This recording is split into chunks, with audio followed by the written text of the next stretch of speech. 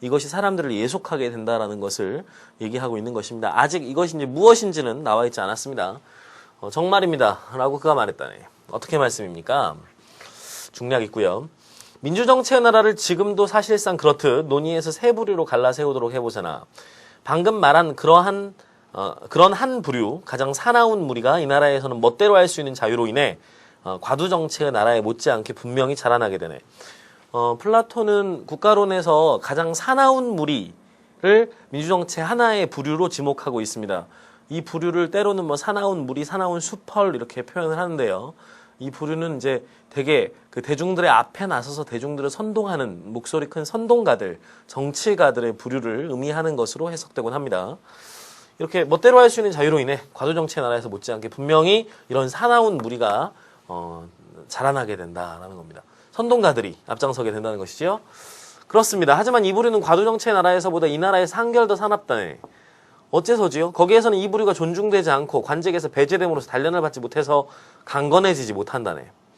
그렇죠. 그러니까 과두정만 하더라도 세습 귀족의 정치 체제이기 때문에 귀족이 신분이 아닌 사람들은 그 관직에 배정될 수 없고, 그래서 이제 공적인 사회, 공적인 영역에서의 그 사회적 단련을 경험하기가 어렵겠지요. 그러나 민주정치에서는 이 부류가 소수를 제외하고는 분명히 이 정치에 앞장서는 부류이며, 이들 중에서도 제일 사나운 무리가 말을 하고 행동을 하는데, 나머지는 연단 주위에 가까이 앉아서는 웅성거리거니와 다른 말하는 사람들을 그냥 두지 못하네라고 했습니다. 여기 몇 가지 굉장히 중요한 내용이 나와 있습니다.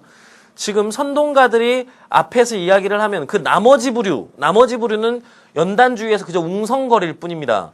나머지 부류들은 어때요? 이 선동가들을 추종할 뿐이라는 것이지요. 즉 여기에서 이제 대중의 속성이 나와 있는 것이죠. 플라톤은 대중을 적극적인 자기 의사와 자기 욕망을 실현하고 표현하는 존재가 아니라 수동적인 존재로 여기고 있습니다. 그렇죠.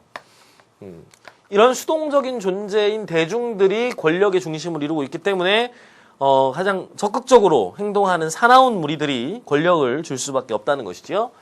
그리고 또 한 가지 특징이 나옵니다. 다른 말하는 사람들을 그냥 두지 못한다라고 했습니다.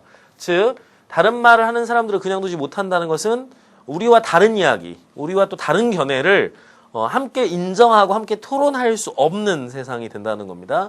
즉 다시 말하면 대단히 획일적인 의사를 대중들이 형성해 갈 것임을 파악하고 있는 것입니다. 한편으로 이런 측면이 있죠. 우리가 민주주의 사회 안에서도 다수의 의지가 무조건적인 그 정의로서 간주되는 측면이나 혹은 그 다수의 뜻을 언제나 그 모든 사람들이 다 그렇게 생각해야 한다는 듯이 사회적으로 강요하는 문화들이 이 민주주의 사회에서 분명히 나타나곤 하지요. 특히 이제 대중들이 모여있는 곳에서 나타나는 대중의 속성이기도 합니다. 그리하여 이러한 정치에서는 모든 것이 소수의 경우를 제외하고는 이러한 부류에 의해서 조정되는, 이런 부류는 여기서 뭔가요? 그렇죠. 사나운 무리들에 의해서 조종된다는 것이지요. 라고 말했더니 물론입니다. 라고 그가 말했다네.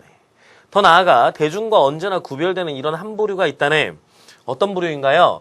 자, 그러면 우리가 지금 플라톤의 구분법을 좀 생각해 봅시다. 플라톤은 민주주의 정치체제에서의 세 부류를 얘기하겠다고 했습니다. 하나는 이른바 사나운 무리들로 지칭되고 있는 선동가들의 계층을 생각해 볼 수 있을 것이고요. 그 다음에 또 하나는 좀 전에 나온 것처럼 대중을 생각해 볼 수